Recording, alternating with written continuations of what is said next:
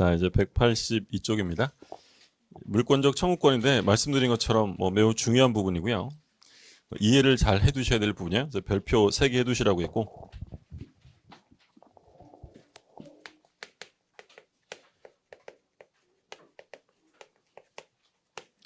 우리가 이제 물권의 특성으로 뭘 봤냐면, 물권은 절대성을 가지고 있다. 그러니까 물권이라는 권리는 누구한테나 주장할 수 있다라고 했어요. 근데 이제 우리가 비교하는 건 채권인데, 갑이 을에게 채권을 가지고 있다. 그러면 채권이라는 건 아무한테나 주장하는 것이 아니라 자기 상대방, 채무자에게 주장을 하는 거야. 근데 이걸 침해라는 측면에서 보면 채권의 침해는 아무나 막 할까요? 채무자가 할까요? 채무자가. 물론 이제 오늘날에는 제3자 채권 침해도 있긴 한데 보통은 채무자가 침해를 해요. 근데 물권은 누구에게나 주장할 수 있기 때문에 그 침해도 누가 할 수 있냐면 누구라도 침해할 가능성이 존재합니다. 그럼 이런 물권의 절대성, 배타성을 확보하기 위해서 물권자에게 인정해주는 권리가 바로 뭐냐면 물권적 청구권이에요. 그러면 물권적 청구권을 행사한다는 건 제일 기본적인 건 그 사람에게 뭐가 있어야 돼? 물권. 그러니까 물권을 잃어버린 사람, 물권자가 아닌 사람은 원칙적으로 물권적 청구권을 행사할 수 없어요. 그러면 이 물권적 청구권은 내용에 따라서 구별하면 3가지가 있어요. 첫 번째가 반환 청구, 두 번째 방해 제거. 그러니까 이건 방해 배제라고도 해요. 같은 말이고, 예방 청구. 그러니까 예방이라는 것은 현재는 침해가 있어요, 없어요? 현재는 없는데 침해할 염려가 있으면 청구하는 게 예방 청구예요. 그러니까 지금 반환 제거 예방은 무엇에 따른 구별이냐면 내용에 따라서 내 물건을 빼앗겼다면 가져와라고 반환 청구할 수 있고요. 침탈 이외의 방법으로 방해를 받고 있으면 제거를 요구할 수 있고, 염려가 있으면 예방 조치를 취할 수 있다는 거예요. 뭐에 따른 구별이라고요?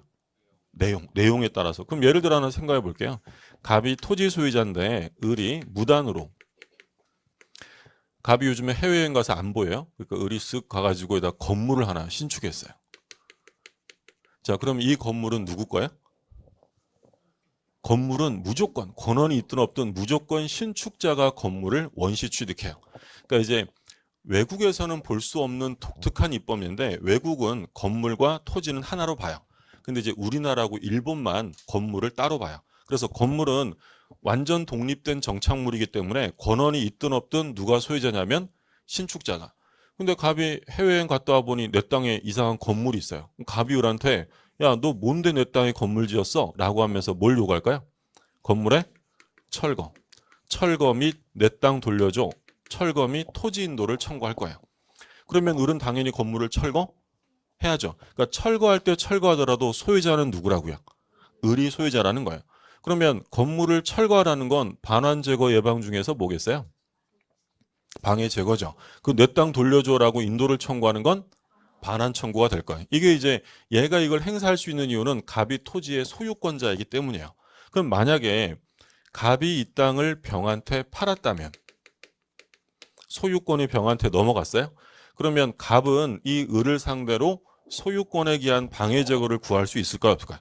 없죠. 왜 없다는 거예요? 얘는 소유자가 아니니까. 이게 가장 기초적인 거지만 시험 지문으로 자주 나와요. 그래서 예를 들어 갑이 누구에게 소유권에 기한 방해 제거를 구할 수 있다, 이런 지문 나오면 제일 먼저 확인하실 점은 얘가 현재 소유자 아니냐를 봐야 돼요. 소유자가, 물권이 있기 때문에 물권적 청구권을 행사할 수 있다는 거죠. 그게 이제 내용에 따라서 반환, 제거, 예방. 반환은 누구한테 청구하는 걸까요? 돌려줘라고 하려면 이 반환 청구의 상대방은 목적물의 현재 점유자, 점유하고 있는 사람에게 반환 청구해야 될 거 아니야. 예를 들어 제가 소유자인데 누가 제 부동산을 침탈해서 다른 사람에게 팔았어요. 그러니까 제가 갑이고 을이 이 물건을 침탈해서 병한테 팔아서 병에게 넘겨줬대요. 그럼 소유자인 저는 반환 청구를 을에게 할까요? 병에게 할까요? 병에게 하는 거죠. 현재 점유자에게 반환을 청구하는 거죠. 방해 제거도 마찬가지예요. 방해 제거도 최초 침해자에게 하는 거예요? 현재 침해자에게 하는 거예요? 현재. 예를 들어 제가 땅 주인인데 누가 제 땅에 무단으로 비닐하우스를 설치한 거예요. 그럼 저는 소유자니까 치워라고 제거를 요구할 수 있는데, 근데 이 의뢰하는 사람이 그 비닐하우스를 병한테 팔았대요. 그럼 방해 제거는 누구한테 구하는 거예요? 병한테 현재 침해 상태를 지배하고 있는 자에게 구하는 거지 최초 침해자에게 구하는 것이 아니다. 근데 이 물권적 청구랑 개념 비교할 게 뭐가 있냐면 손해배상이 있어요. 불법행위 손해배상. 차이점은 뭐냐면 이 물권적 청구권은 침해자의 고의나 과실을 요건으로 하지 않아요. 그러니까 침해자가 잘못을 했든 안 했든 내 물권이 침해당했다면 바로 물권적 청구를 행사합니다. 근데 손해배상을 청구하려면 반드시 침해자의 고의나 과실이 있어야 돼요. 교재 잠깐 볼게요.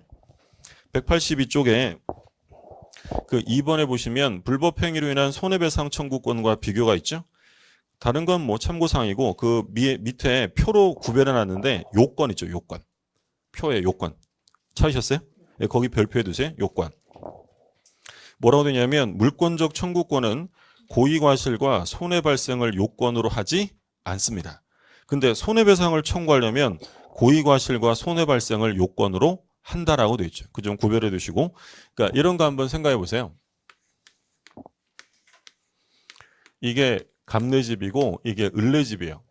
갑내집에 도둑이 들었어. 도둑이 물건을 막 이렇게 주섬주섬 훔치는데 갑이 깜짝 놀라서 도둑이야 라고 소리 지르니까 도둑이 더 놀라서 담 넘어 도망가다가 갑내집에서 훔친 물건을 을내집 마당에 떨군 거예요. 그죠? 을도 아침에 봤더니 어이 좋은 게 떨어져 있네 라고 점유를 설정할 의사가 있었다. 그러면 이 경우에 갑이 그 사실 알고 을한테 아저씨 그거 제 거니까 돌려주세요 라고 할 수 있을까요 없을까요? 당연히 할 수 있겠죠. 반환 청구할 수 있습니다. 근데 갑이 을에게 그거 돌려주시면서 손해배상도 하세요. 돼야 안 돼요? 당연히 안 되죠. 그렇죠? 그러면 이게 무슨 얘기냐면 이 반환 청구라는 건 바로 뭐냐면 갑이 소유권에 기한 반환 청구, 즉 뭘 행사하는 거예요? 물권적 청구. 물권적 청구는 행사할 수 있는데 손해배상은 청구 못 한다고요. 이거 왜 못 할까요? 예? 잘못이 아니니까. 그러니까 물권적 청구는 침해자의 잘못이 있느냐를 따지지 않습니다. 그런데 손해배상을 청구하려면 반드시 침해자의 고의나 과실, 다른 말로 하면 귀책 사유가, 책임을 물을 만한 사유가 있어야 한다는 거예요. 이해되셨어요? 그럼 예를 들어서 제가 자동차 소유자인데 누가 제 차를 훔쳐가지고요. 한 달 넘게 타고 다녔어요. 저는 그럼 그 사람에게 반환 청구만 할 수 있을까요? 손해배상 청구도 할 수 있을까요?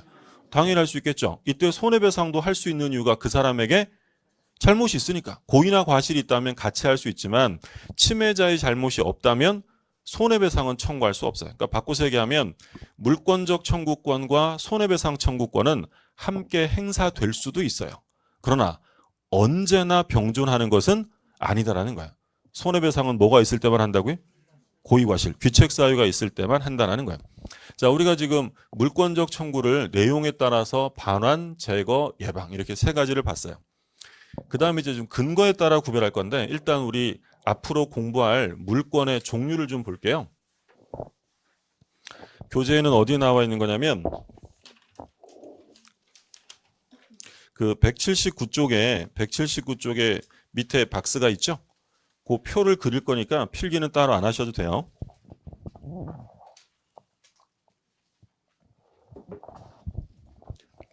우리 민법이 정하고 있는 물권. 어떤 게 있냐면 점유권이라는 물권이 있고요. 점유권, 그리고 이제 본권이 있습니다. 본권은 다시 소유권과 제한물권이 있어요. 제한물권. 제한물권은 다시 용익물권과 담보물권이 있습니다. 자, 용익물권은 세 가지가 있는데요. 지상권, 지역권, 전세권.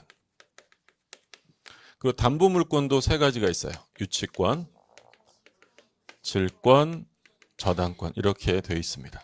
그래서 우리 민법이 규정하고 있는 물권은 총 몇 가지냐면 자, 담보물권 3개, 용익물권 3개 합쳐서 6개죠. 그리고 점유권하고 소유권에서 총 8개, 8가지의 물권을 우리 민법이 규정해 놨어요.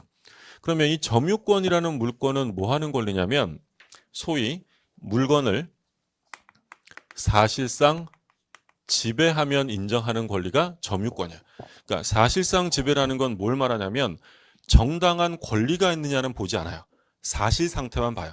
그 사람에게 권리가 있든 없든 지금 현재 걔가 지배하고 있으면 점유 상태를 존중하기 위해서 인정하는 권리가 바로 뭐라고요? 점유권이에요. 그러니까 예를 들어서 제가 이 책을 훔쳤어요. 이 책을 훔쳐가지고 좋다고 막 들고 다니고 있어요. 그럼 저는 점유권이 있어요, 없어요? 있다고요. 정당하느냐의 문제가 아니라 지금 현재 사실상 지배만 하고 있으면 점유권이 인정해줘요. 근데 본권이라는 것은 이러한 점유를 정당화시켜주는 권리예요. 그러니까 이게 사실상의 문제라면 이건 정당성의 문제죠. 그러면 도둑은 점유권은 있는데 본권이 있어요, 없어요? 없죠. 정당성이라는 게 있을 수 없어요. 그럼 만약에 도둑 맞은 사람, 도난당한 사람을 생각해 보시면 도둑 맞은 사람은 점유권이 있을까요, 없을까요? 없죠. 지배를 잃어버렸잖아요. 근데 도둑 맞은 사람은 본권이 있어요, 없어요? 있죠. 도둑 맞았다고 소유권이 없어지는 거 아니잖아요. 그게 이제 점유권과 본권의 차이다라는 거예요. 그러면 이 본권에서 가장 대표적인 본권이 바로 뭐냐면 소유권이에요. 소유권. 소유권은 완전한 물권이에요. 소유권자는 뭐 할 수 있냐면 물건을 사용 수익할 수도 있고 이 물건을 다른 사람에게 처분할 수도 있고 그게 이제 완전한 물권으로 소유권이 있고요. 그리고 이제 소유권과 대칭되는 게 제한물권이에요. 그러니까 제한물권은 본권이죠. 본권인데 소유권처럼 완전한 물권은 아니고 일정한 부분을 제한받는 권리예요. 그럼 용익물권은 사용 수익할 수 있어도 자기 것처럼 팔아먹을 수는 없는 거죠. 제한되는 거예요. 그러면 이 제한물권은 자기 물건 위에도 설정할 수 있을까요? 다른 사람 물건에다 해야 될까요? 그러니까 예를 들어서 자기 건물에다가 자기 이름으로 전세권 설정하고 자기 건물에 자기 이름으로 저당 달고 이거 될까 안 될까요? 안 돼요. 그래서 이 제한물권은 소위 타물권이라고 부르기도 합니다. 타인 소유를 전제로 하는 거예요. 그러면 용익물권은 세 가지가 있었어요. 용익물권은 우리 전 시간에 봤죠. 용익물권은 전 시간에 우리 뭐 할 때 봤죠? 기억이 날듯 말듯 하잖아요. 일물일권주의 예외. 그러니까 원래는 독립한 물건에만 물권이 성립하는데 예외적으로 물건의 일부에 성립하는 물권이 뭐였냐면 용익물권이에요. 자, 용익물권은 지상권, 지역권, 전세권 이렇게 세 가지가 있어요. 지상권은 이거 뭐 하는 권리냐면 예를 들어 갑이 땅 주인이에요. 그러면 을이 지상권을 설정을 했다면 여기에다가 이제 땅 빌려서 건물을 짓거나 또는 여기다가 나무를 심거나 어떤 공작물을 설치하기 위해서 토지를 빌려 쓰는 갑의 토지를 빌려 쓰는 물건을 지상권이다라고 불러요. 그럼 지상권이랑 되게 비슷한 권리는 뭐가 있냐면 남의 땅을 빌려 쓰는 권리로 토지 임차권이 있어요. 그럼 토지 임차권하고 지상권은 남의 토지를 빌려 쓴다는 점에서는 같아요. 근데 결정적인 차이점 뭐냐면 지상권은 물권이에요, 채권이에요? 물권이고 임차권은 채권이에요. 그러니까 남의 땅을 빌려 쓴다는 점은 같지만 이게 지상권일 수도 있고 임차권으로 설정할 수도 있어요. 그럼 이게 지상권인지 임차권인지는 뭘 보면 알까요? 등기부를 보면 알아요. 만약에 지상권이 설정돼 있으면 당연히 지상권 등기가 돼 있을 거야. 근데 임차권은 등기돼야 안 돼요? 등기는 되죠. 등기는 되는데 임대인이 잘 안 해줘요. 그 설령 등기해봐야 지상권이라고 써 있어요? 임차권이라고 써 있어요? 임차권이 되는 거예요. 차이점이 되었어요? 그러니까 예를 들어 여러분들이 땅 주인이세요. 땅 주인. 근데 제가 찾아와서 저 땅 좀 빌려주세요 라고 하면 저한테 지상권을 설정해 주실래요? 토지 임차권을 설정해 주실래요? 제가 땅 좀 빌려주세요 하면서 같은 돈을 지급한다면 저한테 지상권을 설정해 주실래요? 토지 임차권을 설정해 주실래요? 벌써 냉정해져가지고 그죠? 예. 차이점 뭐냐면 지상권은 물권이에요. 강력하다고요. 그럼 같은 돈을 받는다면 저한테 강력한 물권을 줄 리가 없죠. 지상권은 우리 나중에 공부하겠지만 지상권은 소유자가 아무리 반대해도 지상권 다른 사람에게 팔아버릴 수도 있고요. 빌려줄 수도 있어요. 근데 우리 임차권은 임대인 동의 없이 마음대로 처분할 수가 없죠. 하면 해지당할 수 있으니까. 무슨 말인지 구별되었어요? 그래서 남의 땅을 빌려 쓴다는 건 똑같은데 이게 물권적으로 빌려 쓰는 건지 채권적으로 빌려 쓰는 것에 대한 차이점이다라고 생각하시면 돼요. 지역권 나중에 볼 거고 전세권 한번 볼게요. 전세권. 이 전세권은 이제 개념상 우리가 일반적으로 쓰는 전세라는 말하고 좀 달라요. 우리가 전세, 월세, 또 뭐 반전세, 뭐 깔세 이런 거 있잖아요. 그러면 전세라는 건 뭐예요? 우리가 흔히 생각하는 전세는 보증금을 한 번에 내고 월세 따로 안 내는 거잖아요. 월세는 매달 차임을 내는 거고요. 반전세는 법률 용어는 아니에요. 보증부 전세 같은 건데 그건 이제 둘 다 있는 거죠. 예를 들어 뭐 1억에 50 이러면 보증금도 있고 뭐도 있는 거예요. 월세. 그렇죠. 반전세라고 부르잖아요. 근데 우리가 흔히 사회에서 쓰는 전월세, 반전세라는 것은 이 전세권하고는 좀 달라요. 얘네는 전부 다 채권적이라고 생각하시면 돼요. 그러니까 채권적이니까 얘네들은 뭐랑 똑같이 다룬다고 생각하시면 되냐면 임차권에 준한다라고 생각하시면 돼요. 그럼 이것도 똑같아요. 예를 들어 제가 어떤 건물을 빌렸을 때 전세권을 설정할 수도 있고 임차권, 건물 임차권을 설정할 수도 있는 거예요. 구별되세요? 예. 근데 이 전세권은 채권이 아니라 뭐라고요? 물권. 마치 토지를 빌려 쓰는데 물권적으로 빌려 쓰는 것과 채권적으로 빌려 쓰는 게 구별되듯이 건물을 빌렸을 때도 마찬가지로 물권적으로 전세권을 설정할 수도 있고 채권적으로 임차권을 설정할 수도 있다는 거야. 그럼 이 건물을 예를 들어 우리 학원이 빌려 쓴다고 가정해 볼게요. 빌려 쓰면 우리 학원은 이 건물에 전세권을 설정했을까요? 건물 임차권을 설정했을까요? 모르는 거예요. 뭘 봐야 알아요?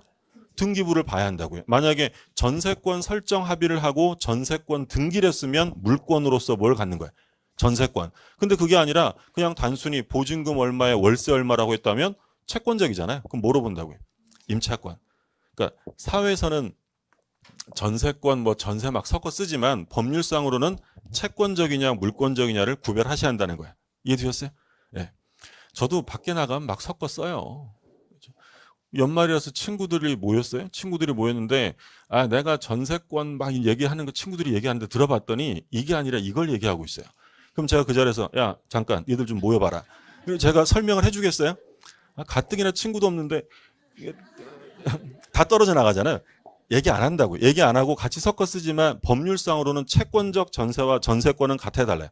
다른 거. 얘는 물권이고 얘는 뭐라고요? 채권이다. 그러니까 물권과 채권의 차이점 구별해 두시고요. 자, 그 다음에 이제 담보물권. 그럼 담보물권은 말 그대로 담보한다는 거죠. 뭘 담보할 게 있느냐? 당연히 채권을. 그러면 이 담보물권이라는 게 존재하려면 반드시 그 사람에게 뭐가 있어야 될까요? 채권이 있어야 돼요. 우리 쉽게 생각하면 저당권을 설정해 줍니다. 그럼 저당권을 설정해 준다는 건 당연히 제가 그 사람한테 돈을 빌린 게 있다는 거야. 그럼 그자가 저한테 뭐가 있다고요? 채권이 있다는 거죠. 그래서 채권 없는 담보물권이란 있을 수 없어요. 그래서 나중에 우리가 보겠지만 이 채권과 담보물권은 운명을 함께 한다라고 해서 이런 성질을 소위 이제 부종성이다라는 말을 써요. 부종성.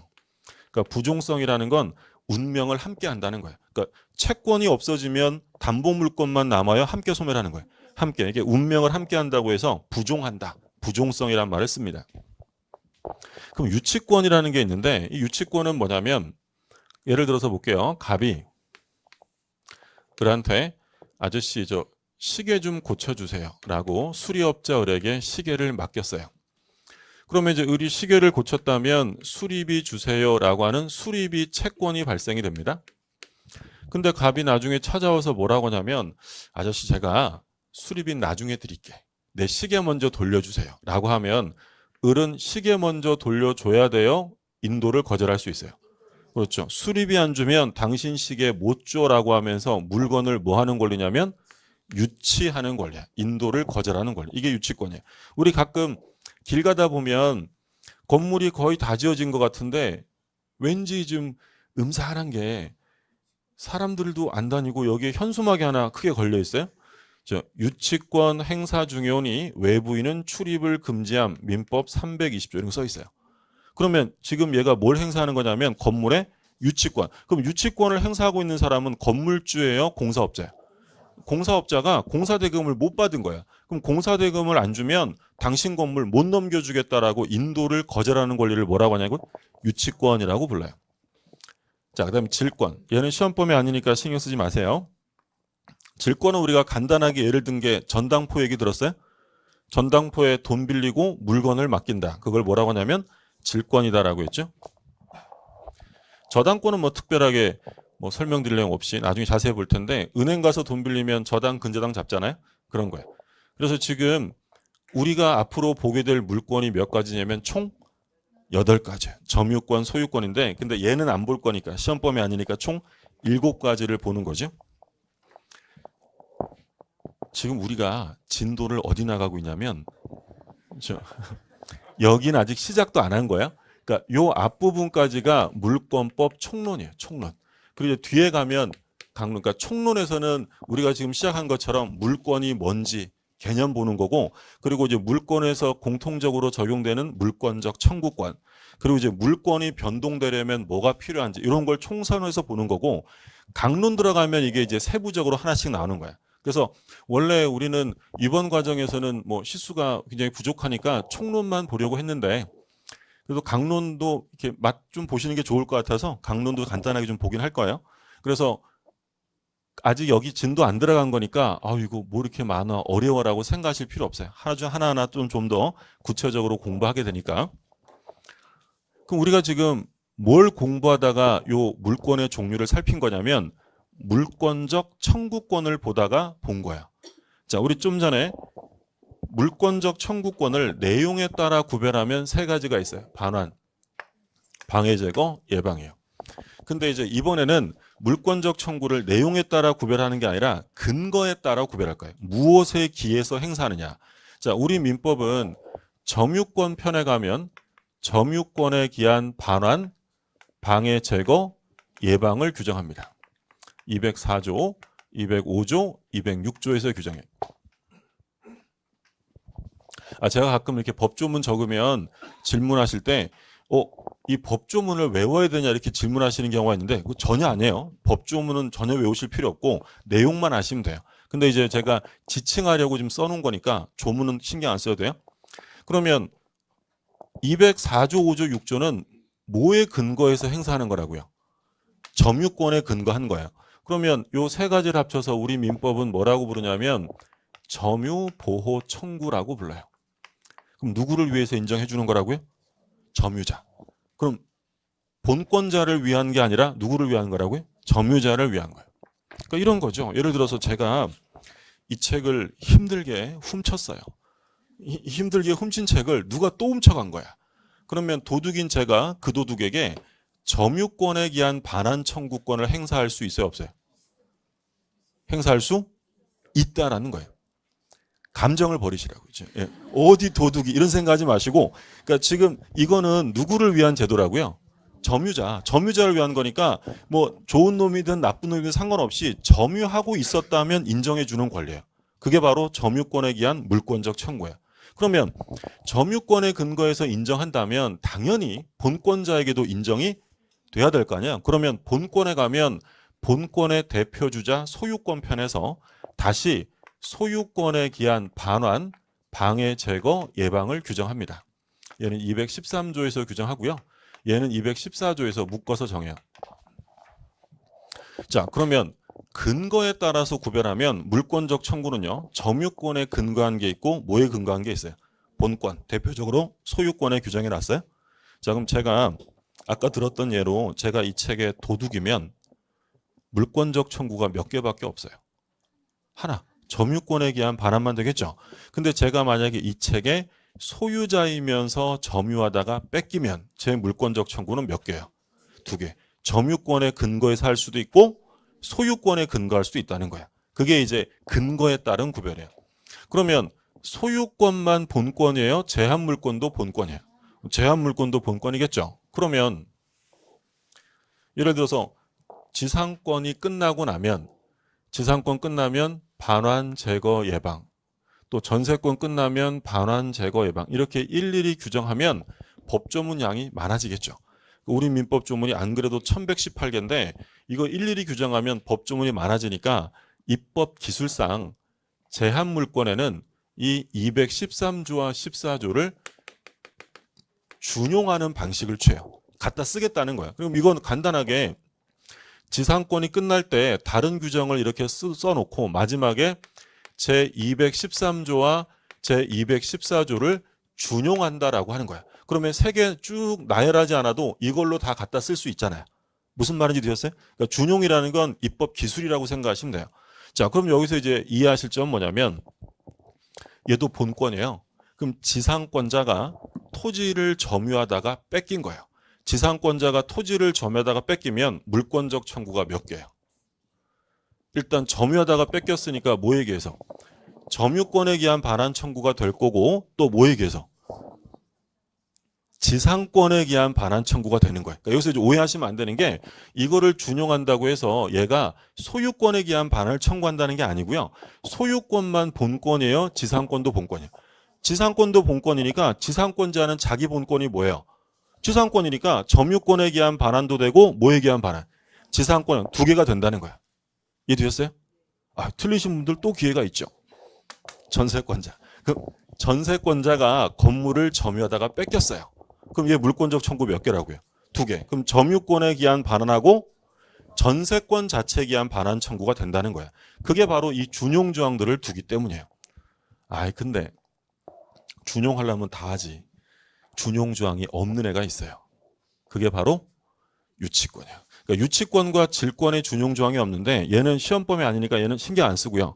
이 유치권은 끝나고 나면 213조와 14조를 준용한다는 얘기가 없어요. 그러면 이게 어떤 결과로 나타나냐면 만약에 이 을이 수리비 안 주면 시계 못 주지라고 유치권을 행사하고 있는데요. 만약에 병이라는 사람이 이 시계를 훔쳐갔대요. 얘가 침탈해 갔다. 그러면 이 유치권자가 병에게 행사할 수 있는 물권적 청구는 몇 개일까요? 자, 어차피 물권적 청구 근거는 두 개예요. 점유권하고 본권. 그럼 유치권자가 점유하다가 뺏겼어요. 그럼 몇 개일까요? 하나죠. 뭐만 된다는 거야? 점유권에 기한 반환 청구만 되죠. 왜냐하면 점유하고 있었으니까. 근데 뭐는 안 된다고? 유치권에 기한 반환 청구라는 건 법률상 존재하지 않는다. 준용 조항이 없다는 거예요. 무슨 말인지 됐어요? 그러니까 이제 굉장히 중요해요. 이거 중요하고 시험에도 아주 여러 차례 나왔어요.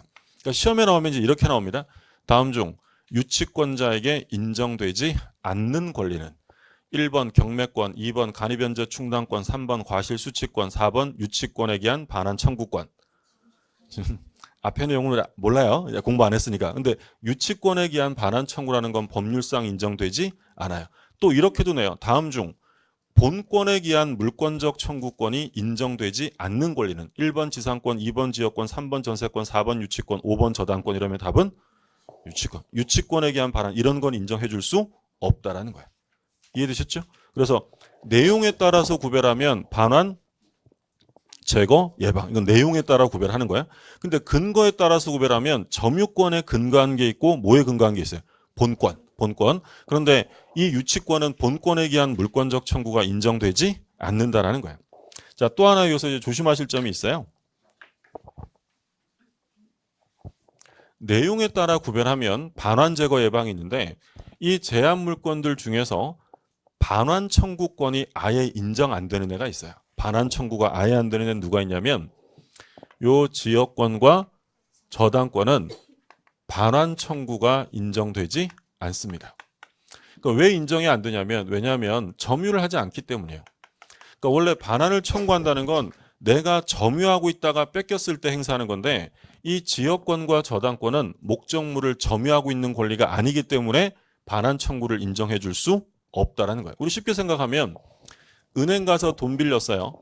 그래서 제가 은행에게 돈 빌리면 저당권자는 누가 되겠어요? 은행이 되겠죠. 그러면 제 건물은 은행 직원이 들어와서 점유하는 것이 아니고 그 설정자가 계속 점유한다고요. 그러면 저당권자는 원래 점유를 안 했기 때문에 이걸 누가 침탈해 갔다고 해서 자기에게 돌려달라고 할 수가 없다는 거예요. 그림으로 한번 볼게요. 갑을에게 1억 원을 빌려준 채권자. 그리고 이제 을이 소유하고 있는 건물에 갑이 저당권을 설정을 합니다. 그러면 얘가 저당권을 설정한 자니까 얘는 저당권자라고 부르고요. 얘는 뭐라고 부르냐면 저당권 설정자라고 불러요. 자, 우리가 이제 앞으로 물권법에서는 권자, 설정자 이런 말 되게 많이 쓸 거거든요. 무조건 설정자가 소유자라고 생각하시면 돼요. 그러니까 보통 저당권 설정자가 채무자가 보통이겠죠. 근데 꼭 채무자만 소유자가 되는 거예요? 아니면 물상보증이 될 수도 있어요. 그 물상보증. 어쨌든 설정자라고 하면 무조건 소유자라고 생각하시면 돼요. 전세권자와 전세권 설정자. 누가 소유자라고요? 전세권 설정자. 지상권자와 지상권 설정자.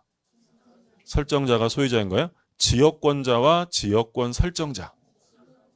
설정자가 소유자인 거예요. 지금 제가 하나하나 예를 들고 있는 이유가 잘 못 믿으시니까 다 확인한 거죠. 전부 다 누가 소유자라고?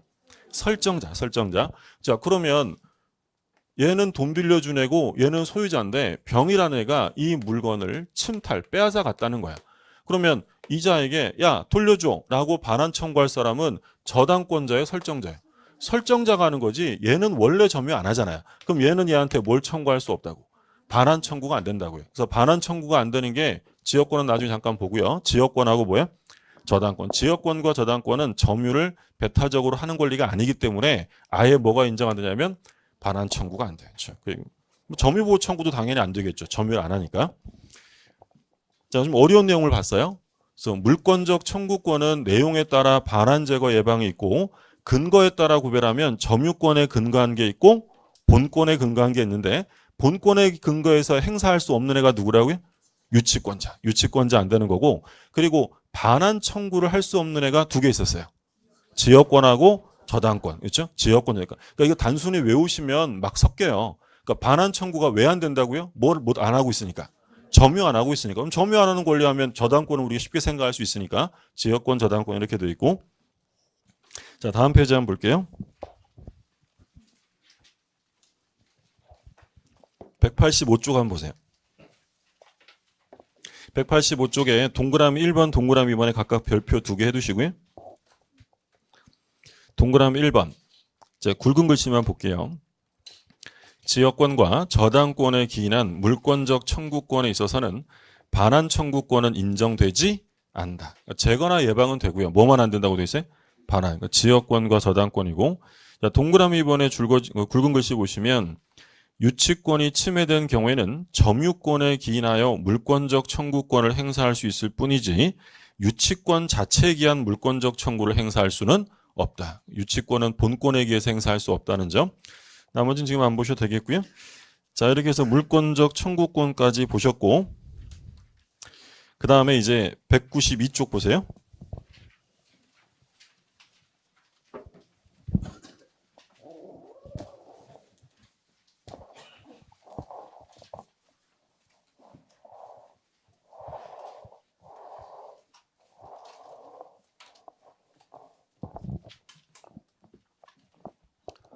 자, 이제 물권 변동 나오는데 그 193쪽에 보시면 물권 변동의 원인 뭐 똑같아요. 우리 총칙에서 권리 변동은 두 개였어요. 법률 행위로 변동되는 경우가 있고 법률 규정. 똑같죠. 괄호 1번 법률 행위고 괄호 2번 법률 규정이고요. 한 장 넘겨보시면 공시제도라고 되어 있는데 괄호 3번에 보면 공시의 원칙, 오른쪽 4번에 공신의 원칙이 있어요. 제목에만 줄거두세요. 3번에 공시의 원칙, 4번에 공신의 원칙. 뭐 별표까지 하실 필요는 없고요.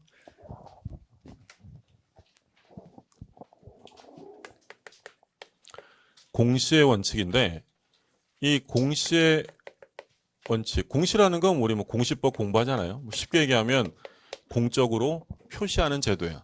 그러면 공시의 방법이 동산과 부동산이 다른데요. 부동산은 잘 아시는 것처럼 뭘로 공시한다고 했냐면 등기로 공시해요. 근데 동산은 등기가 안 되잖아요. 그럼 얘는 뭘로 공시한다고요? 점유. 인도받아서 점유하고 있으면 권리자로 공시가 돼요. 그런데 이런 공시의 원칙을 관찰하기 위한 두 가지의 입법주의가 있는데 첫 번째는 성립요건주의라는 게 있어요. 두 번째는 대항요건주의라는 게 있고요. 그러니까 이게 성립요건주의, 대항요건주의가 직접적으로 출제될 사항은 아니에요. 그러니까 우리가 기초과정이니까 개념 차원에서 보는 건데 성립요건주의는 다른 말로 뭐라고도 하냐면 형식주의라고도 불러요. 형식주의.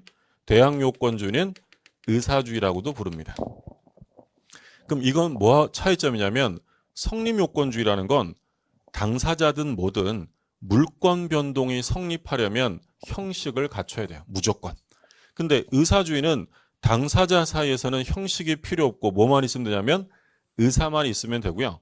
그러면 등기는 왜 하느냐? 제3자에게 대항하기 위한 요건으로 등기한다. 그러니까 얘는 당사자 사이라도 부동산은 무조건 뭘 하라고요? 형식, 등기하라는 거예요. 등기라는 형식을 취해야 되고, 근데 의사주의는 형식이 필요 없다고요. 뭐만 있으면 돼?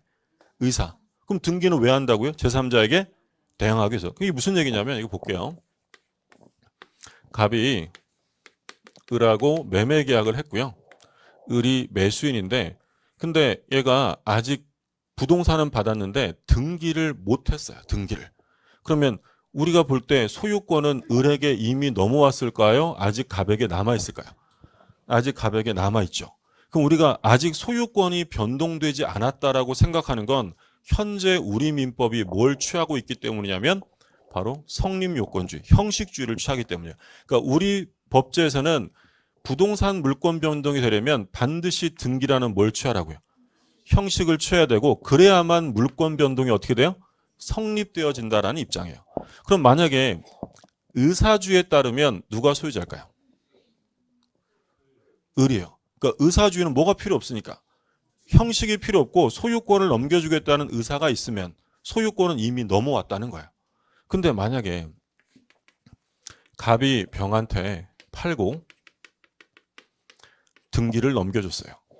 그러면 얘 없을 때는 갑과 을 중에 을이 소유자라고 했는데 병이 등기했다면 을은 병에게 내 거다라고 권리를 주장할 수가 없다라는 거예요. 그게 뭐라고요? 대항요건주의. 그럼 의사주의는 형식이 필요 없고 뭐만 있으면 돼요? 의사만. 그런데 등기는 왜 한다고요?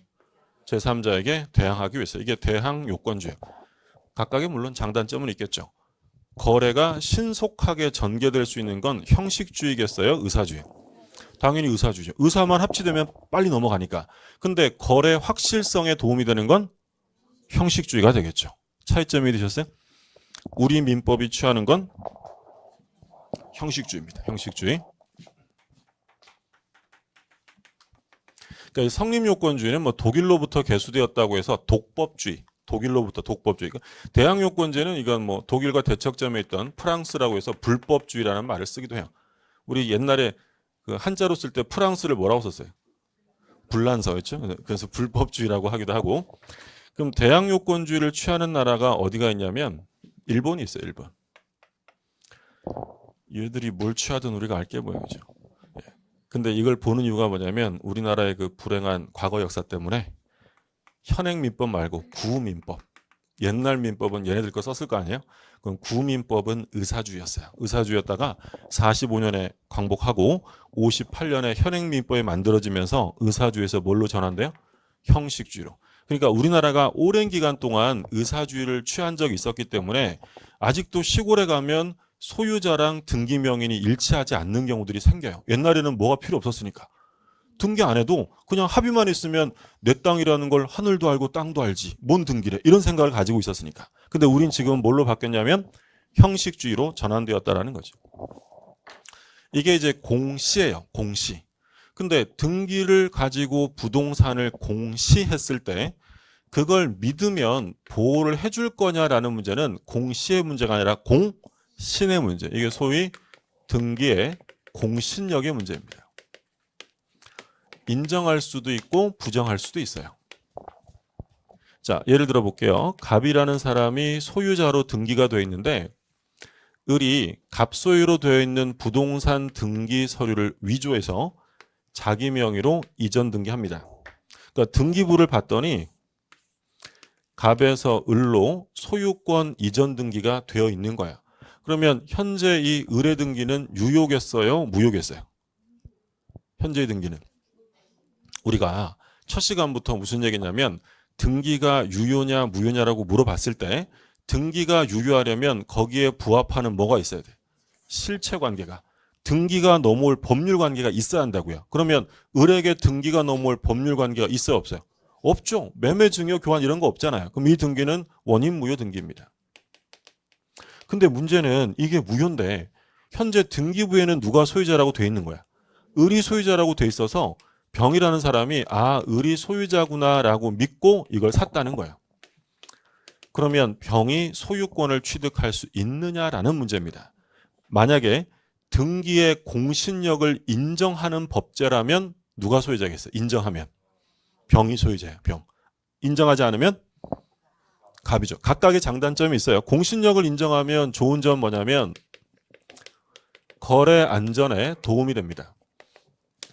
병이 정한테 팔고 정이 무한테 팔았다. 그럼 부동산을 살 때는 앞사람이 권리자냐? 관심 없고요. 뭐만 보고 사면 되는 거야. 등기만 보고 사면 되니까 거래가 안전하고 원활하게 돌아가요. 근데 누가 피해를 봐요? 갑이. 그래서 단점은 진정한 권리자가 피해를 보게 되죠.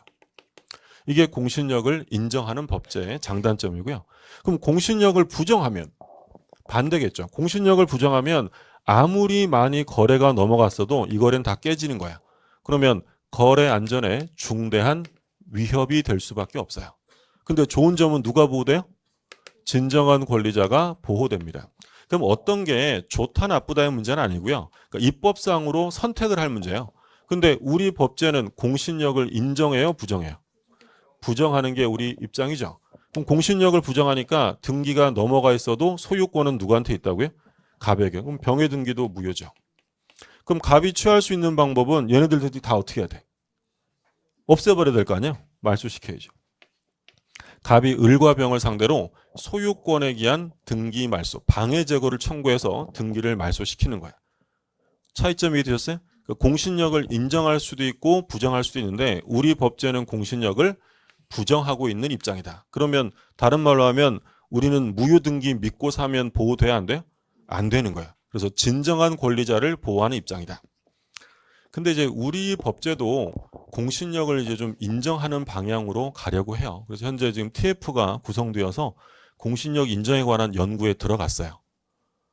그럼 제가 지금 무슨 얘기 하고 싶은 거예요? 빨리 합격하시라고. 그죠? 예. 공신력이 인정되는 걸로 바뀌면 공부 새로 해야 될 내용이 굉장히 많아져요. 그러니까 우리는 왜 공신력을 부정해 왔냐면 예전에는요. 지금 말고 예전에는 등기를 다 어떻게 했죠? 등기관이 손으로 썼죠. 등기관이 손으로 일일이 썼다고요. 그래서 옛날에는 등기법에 기재한다라는 표현을 썼어요. 근데 등기법이 전면 개정됐죠. 왜냐하면 등기의 전산화가 끝났으니까. 기재라고 하지 않고 뭐라고 써 있어요? 기록한다라고 써 있다고요. 그럼 예전에는 등기관이 손으로 쓰고 이럴 때는 어떤 위험성이 컸냐면 잘못 쓸 수도 있고 위변조의 위험이 컸어요. 위변조 위험. 그래서 옛날에는 등기부 보면 옛날에 인터넷도 없었잖아요. 인터넷으로 열람할 수 없기 때문에 등기를 보려면 등기소에 직접 갔어야 된다고요. 근데 가가지고 이렇게 몰래 고치면 어떡해? 위험하니까 옛날에 등기소 가면 등기부 보려면 등기소에 그 하얀 그 맑은 통유리로 이렇게 막혀 있고 구멍 큰 걸 2개 뚫어놔 가지고요. 손을 넣어서 몸 못 들어가고 이렇게 보게 이렇게 해놨다고요. 아, 이러니까 제가 되게 오래 살았던 것처럼 보이지만 저도 말로만 전해 들었습니다. 그죠? 예, 그랬대요. 예전에는. 그러니까 그만큼 위변조 위험이 많았다는 거야. 근데 지금은 다 전산화가 다 끝났잖아요. 그러니까 등기가 멸실된다는 게 있을 수 있을까요? 없을까요? 등기가 멸실된다. 그런 건 이제 상상할 수 없어요. 옛날에는 종이 등기부일 때는 예를 들어 화재가 나거나 침수가 되면 등기부가 멸실될 수 있잖아요. 그럼 멸실되면 등기부가 멸실되면 권리가 없어질까요? 권리는 남아있을까요? 남아있죠. 그러면 멸실된 등기를 다시 살려야죠. 그걸 이제 뭐라고 불렀냐면 옛날에는 멸실 회복 등기라고 불렀어요. 근데 지금 등기법이 개정되면서 멸실 회복 등기라는 건 아예 없어져 버렸어요. 왜냐? 등기가 멸실된다는 걸 생각할 수가 없어요. 나라가 망하지 않는 한 등기가 멸실될 리는 없다고요. 등기를 다 전산화했으니까. 주기억 장치가 있을 거 아니야. 또 뭐도 있겠어요. 보조기억 장치. 주기억 장치는 어디다 둘까요? 분당 쪽에 있어요. 주기억 장치가. 그 혹시 문제 생길지 모르잖아. 그럼 보조기억 장치는 어디 있을까요? 제일 끝에. 부산에 있어요. 그러니까 나라가 망하지 않는 한 등기부가 멸실될 리는 없기 때문에 이제 멸실 회복 등기라는 건 있어요, 없어요? 없어진 거야. 그러니까 전산화가 다 끝났기 때문에 위변조의 위험성도 낮아지고 그리고 소위 말하는 부실 등기도 줄어들었기 때문에 우리도 이제 공신력을 인정하는 쪽으로 가려고 하고 있는데 지금은 인정해야 하나요? 안 한다. 부정한다. 그럼 지금 결론. 등기의 공신력은 부정합니다. 근데 점유는 공신력을 인정해요. 이걸 우리가 나중에 뭐라고 부르냐면 선의취득이라고 불러요. 점유는 공신력을 인정한다. 그러니까 예를 들어서 이런 거죠. 이거 동산이죠. 제가 이 책을 사무실에서 빌려왔어요. 그럼 제가 이 책을 빌려온 거면 저는 이 책의 처분권이 있어요, 없어요? 없죠. 빌리는데. 근데 제가 이걸 점유하고 있으니까 여러분들이 보실 때는 꼭 이게 제 걸로 보이잖아요. 그래서 저한테 이 책을 사신 거예요. 근데 권리자에게 산 거예요? 무권리자에게 산 거예요?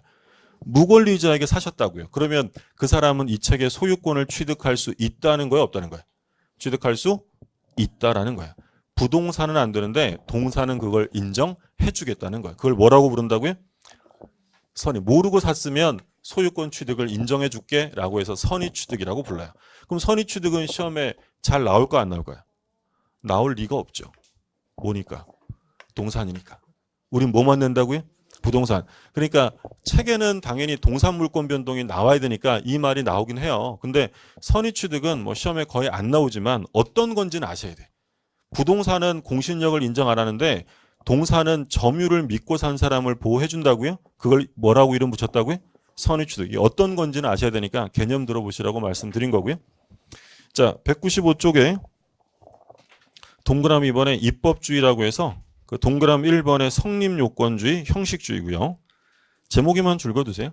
니은의 대항요건주의, 의사주의라고 되어 있고, 자 4번에 공신의 원칙이 나오죠. 한 장 넘겨보세요. 니은의 셋째 줄에 별표하고 줄거두세요.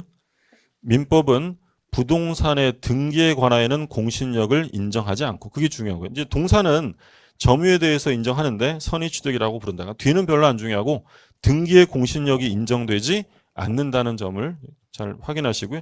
밑에 나와 있는 사례가 지금 설명드린 요 내용이니까 참고로 보시고, 자 여기까지 보셨고 좀 쉬셨다가 부동산 물권 변동 가죠.